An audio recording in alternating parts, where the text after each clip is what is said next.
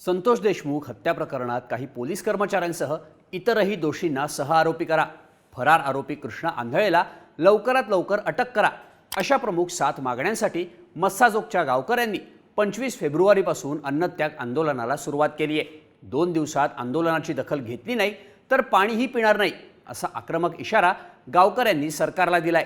त्यामुळे आता संतोष देशमुख हत्या प्रकरण चांगलंच पेटल्यामुळे सरकारनंही या आंदोलनाची गंभीर दखल घेतली आहे. गावकऱ्यांनी केलेल्या 7 मागण्यांपैकी या प्रकरणात सरकारी वकील म्हणून उज्ज्वल निकम यांची नियुक्ती करण्याची मागणी राज्य सरकारनं पूर्ण केली आहे. स्वतः मुख्यमंत्री देवेंद्र फडणवीस यांनी ट्विट करत याबाबत माहिती दिली. त्यामुळे संतोष देशमुखांना आता योग्य तो न्याय मिळण्याची अपेक्षा मस्साजोग गावकऱ्यांसह काही राजकीय नेत्यांनीही व्यक्त केली आहे. पण निकमांच्या या नियुक्तीवरून ठाकरे गटाच्या नेत्या सुषमा अंधारे यांनी निकम यांच्या एका जुन्या प्रकरणाचा दाखला दिलाय. खैरलांजी प्रकरणातही निकमांची सरकारी वकील म्हणून नियुक्ती झाली होती, पण त्यातल्या एकाही आरोपीला फाशी झाली नसल्याचं अंधारेंनी म्हटलंय. आता 1993चा बॉम्बस्फोट खटला, 26/11 दहशतवादी हल्ला प्रकरणात आरोपींना शिक्षा देण्यात निकमांची महत्त्वाची भूमिका राहिली आहे. त्यामुळं मोठमोठ्या आणि हाय प्रोफाईल केसेसचा छडा लावण्यासाठी अनेकदा उज्ज्वल निकम यांचीच नियुक्ती सरकारकडून करण्यात आली आहे. मग त्यात शक्ती मिल आणि कोपर्डी अत्याचार प्रकरण, प्रमोद महाजन हत्या प्रकरण, खैरलांजी हत्या प्रकरण अशा काही महत्त्वाच्या केसेसचा उल्लेख करता येईल. म्हणूनच संतोष देशमुखांना न्याय मिळवून देण्यासाठी मस्साजोगच्या गावकऱ्यांनी निकमांच्या नियुक्तीसाठी आग्रह धरला होता. पण निकमांची नियुक्ती झाली म्हणजे केस हमखास जिंकता येते का? आजवर निकमांची नियुक्ती झालेल्या काही महत्त्वाच्या केसेसमध्ये त्यांच्या भूमिकेवरून कोणत्या शंका उपस्थित केल्या गेल्या त्याचीच माहिती या व्हिडिओमधून जाणून घेऊयात. नमस्कार, मी शार्दूल आणि तुम्ही बघताय बोल व्हिडिओ. संतोष देशमुख हत्या प्रकरणात उज्ज्वल निकम यांची सरकारी वकील म्हणून नियुक्ती झाल्यानंतर त्याचा शरद पवार गटाच्या खासदार सुप्रिया सुळे, भाजप आमदार सुरेश धस, संतोष देशमुखांचे बंधू धनंजय देशमुख अशा सगळ्यांनीच स्वागत केलं. निकम यांनी आपल्या 30 वर्षांच्या कारकिर्दीत आजवर 628 जणांना जन्मठेप आणि 27 जणांना फाशीची शिक्षा सुनावल्याचं रेकॉर्ड सांगतात. यामध्ये अजमल कसाब, याकूब मेमन अशा दहशतवाद्यांचाही समावेश आहे. पण ठाकरे गटाच्या नेत्या सुषमा अंधारे यांनी खैरलांजी हत्या प्रकरणाचा दाखला देत आपली भूमिका मांडली आहे. संतोष देशमुख प्रकरणात सरकारी वकील म्हणून निकमांच्या नियुक्तीवर आनंद व्यक्त करण्याआधी कृपया सत्यता नीट समजून घ्या. सप्टेंबर 2006 मध्ये झालेल्या खैरलांजी हत्या प्रकरणातही सरकारी वकील म्हणून उज्ज्वल निकम यांची नियुक्ती झाली होती. या प्रकरणात एकूण 40 आरोपी होते. 40 वरून त्यांची संख्या 11 वर गेली. फाशीची शिक्षा कोणालाही झाली नाही. खटला चालू असतानाच 11 पैकी 2 मृत्यू झाले. कुटुंबातला शेवटचा माणूस भैयालाल न्याय मागता मागता 2017 साली हृदयविकाराच्या झटक्यानं गेला. उज्ज्वल निकम प्रकाशझोतात आले ते अजमल कसाबमुळं. पण लक्षात घ्या, कसाबच्या केसमध्ये कोणीही वकील असता तरी कसाबला फाशीच झाली असती. उज्ज्वल निकम यांच्या मुलानंच धनंजय मुंडे यांची केस लढली होती, हे कृपया विसरून चालणार नाही असंही अंधारे यांनी म्हटलंय. आता अंधारेंनी ज्या खैरलांजी प्रकरणाचा उल्लेख केलाय त्या प्रकरणात उज्ज्वल निकम यांची भूमिका कशी होती तिथूनच आपण मुख्य विषयाला सुरुवात करूयात. 29 सप्टेंबर 2006ला भंडारा जिल्ह्यातल्या तुमसर तालुक्यातील खैरलांजी या फक्त 800 लोकवस्तीच्या गावात भैयालाल भोतमांगे या दलित समाजातील व्यक्तीच्या घरावर हल्ला झाला. गावातल्या दलितेतर लोकांनी भैयालालची पत्नी सुरेखा, 17 वर्षांची मुलगी प्रियंका आणि 2 मुलं रोशन आणि दिलीप यांची अमानुषपणे हत्या केली होती. सिद्धार्थ गजबिये याला झालेल्या मारहाण प्रकरणात भैयालालची पत्नी सुरेखानं गावकऱ्यांच्या विरोधात साक्ष दिली होती. दलित समाजातल्या महिलेनं आपल्या विरोधात साक्ष दिल्याचा राग गावकऱ्यांच्या मनात होता आणि त्यातूनच भोतमांगे कुटुंबियांची हत्या झाल्याचं समोर आलं.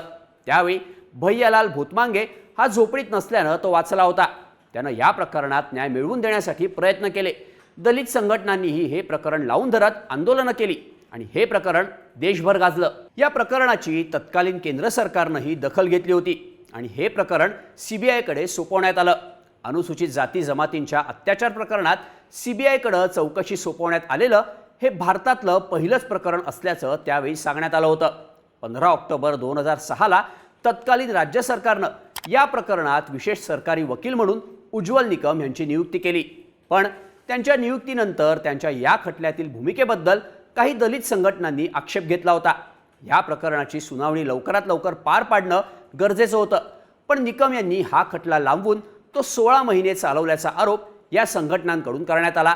भोतमांगेंच्या घरासमोर राहणारे प्रत्यक्षदर्शी साक्षीदार मुकेश पुसाम आणि सुरेश खंडाते यांच्या साक्षीवर या प्रकरणाचा निकाल अवलंबून होता। पण या साक्षीदारांच्या साक्षीसाठी निकम यांनी 4 महिने लावले। तसंच काही चुकांमुळे या दोघांनाही पुन्हा एकदा साक्षीला बोलावण्यात आलं। तेव्हा मुकेश पुसामची पुन्हा साक्ष होऊ शकली, पण सुरेश खंडातेच्या साक्षीला उच्च न्यायालयानं विरोध केला। आरोपी पक्षाची उलट तपासणी पुसून टाकण्यासाठी पुन्हा साक्ष होऊ शकत नाही असं त्यावेळी न्यायालयानं सांगितलं होतं।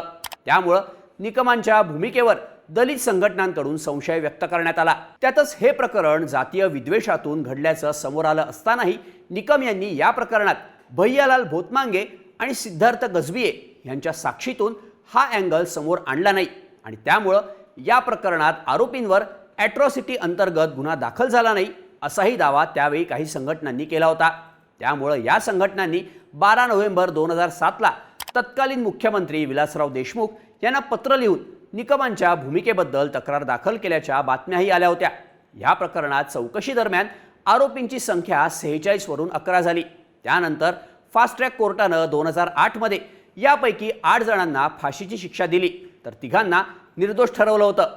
पुढे मुंबई उच्च न्यायालयाच्या नागपूर खंडपीठानं हे प्रकरण रेअरेस्ट ऑफ रेअर नसल्यानं फाशीची शिक्षा बदलून 8 आरोपींना जन्मठेपेची शिक्षा सुनावली।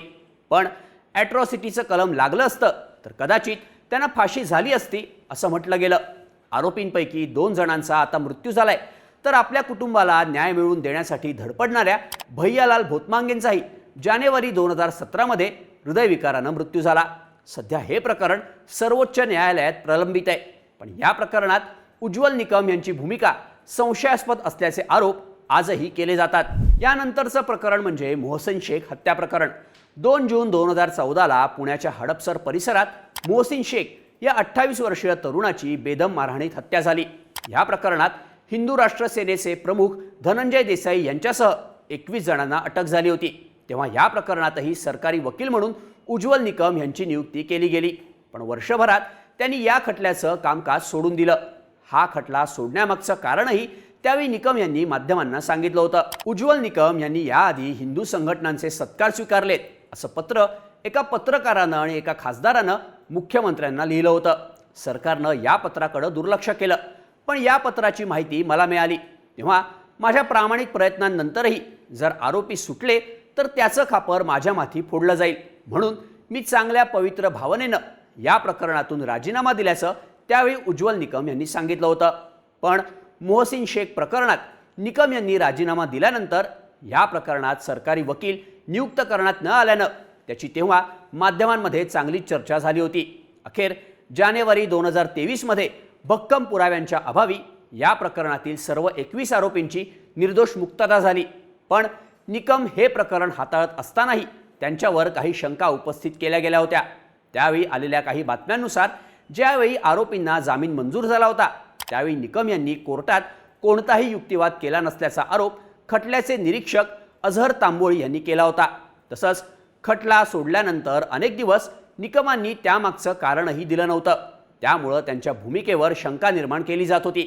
यात हिंदुत्ववादी संघटनेचे लोक असल्यामुळं निकम यांनी या खटल्यातून माघार घेतली का असा सवालही त्यावेळी रिहाई मंचसारख्या काही संघटनांकडून विचारण्यात आला होता। सरकारी वकील म्हणून उज्ज्वल निकमांनी हाताळलेलं पुढचं प्रकरण म्हणजे श्रुती डुमरे हत्या प्रकरण। एप्रिल 2017 मध्ये सिंहगड कॉलेजमध्ये शिकणाऱ्या श्रुती डुमरे आणि सार्थक वाकचौरे या विद्यार्थ्यांचे मृतदेह लोणावळ्याच्या जंगलात सापडले होते। चोरीच्या हेतूनं आरोपी सलीम शेखनं या दोन्ही हत्या केल्याचं समोर आलं होतं, त्याला अटकही करण्यात आली। या प्रकरणातही सरकारी वकील म्हणून निकम यांची नियुक्ती केली गेली, पण जुलै 2024 मध्ये या प्रकरणातील आरोपी सलीम शेखची पुणे जिल्हा सत्र न्यायालयानं निर्दोष मुक्तता केली। साक्षीदारांच्या साक्षीतील विसंगती आणि वैज्ञानिक पुराव्यांचा अभाव यामुळे सलीमची सुटका करण्यात आल्याचं न्यायालयानं सांगितलं होतं। त्यावेळी न्यायाधीश महेंद्र महाजन यांनी सरकारी वकिलांच्या त्रुटींकडे लक्ष वेधलं होतं। घटनेच्या 2 महिन्यांनंतर साक्षीदाराचा न्यायालयाबाहेर नोंदवण्यात आलेला कबुली जबाब न्यायालयानं स्वीकारला नाही। याशिवाय फॉरेन्सिक तज्ज्ञानं पीडितांचे फोन खराब झाल्याचं पोलिसांना सांगितलं होतं, पण आरोपपत्रात त्यांचे फोन चांगल्या स्थितीत असल्याचं सांगण्यात आलं होतं। तसंच पीडितेची सापडलेली सोन्याची साखळी ही सुस्थितीत असल्याचं पोलीस रिमांडमध्ये सांगण्यात आलं होतं, पण प्रत्यक्षात या साखळीचे 2 तुकडे झाले होते। याच विसंगतींमुळे या प्रकरणातील आरोपीची निर्दोष सुटका झाल्याचं न्यायालयानं म्हटलं होतं। या प्रकरणात सरकारी पक्षानं जे आरोप लावले होते ते त्यांना सिद्ध करता आले नाहीत। सरकारी वकिलांकडे कुठलेही पुरावे नसल्यानं सलीम शेखची निर्दोष सुटका झाली असं त्यावेळी आरोपीचे वकील अफरोज शेख यांनी माध्यमांना सांगितलं होतं। दरम्यान हा निकाल धक्कादायक असून आपण या विरोधात उच्च न्यायालयात दाद मागणार असल्याचं सरकारी वकील उज्ज्वल निकम यांनी त्यावेळी म्हटलं होतं। एकंदरीतच ही काही महत्त्वाची आणि गाजलेली प्रकरणं बघता या खटल्यांमध्ये उज्ज्वल निकम यांना काही प्रमाणात अपयश आल्याचं तर त्यांच्या भूमिकेवर संशय निर्माण झाल्याचं आपल्याला पाहायला मिळतं। यासोबतच नरेंद्र दाभोळकर आणि गोविंद पानसरे हत्या प्रकरणातही उज्ज्वल निकम यांनी दुर्लक्ष केल्याचा आरोप नगरच्या लोकभज्ञ चळवळीचे ॲडव्होकेट कारभारी गवळी यांनी काही महिन्यांपूर्वी केला होता। त्यामुळे आता संतोष देशमुख हत्या प्रकरणात उज्ज्वल निकम यांची नियुक्ती झाल्यावर या सगळ्या जुन्या प्रकरणांची सध्या चर्चा होते। त्यांच्यावर राजकीय टीकाही होऊ लागल्याचं पाहायला मिळतंय। दरम्यान मी न्यायासाठी लढणार असून राजकीय टीकेकडे लक्ष देणार नसल्याचं निकम यांनी स्पष्ट केलंय। तुम्हाला काय वाटतं? उज्ज्वल निकम यांच्या नियुक्तीनं संतोष देशमुख हत्या प्रकरणातल्या दोषींना कठोर शिक्षा होईल का? याबद्दलच्या तुमच्या प्रतिक्रिया आम्हाला कमेंट करून नक्की सांगा आणि अशाच माहितीपूर्ण व्हिडिओसाठी बोल व्हिडिओच्या YouTube चॅनलला सबस्क्राईब करायला विसरू नका।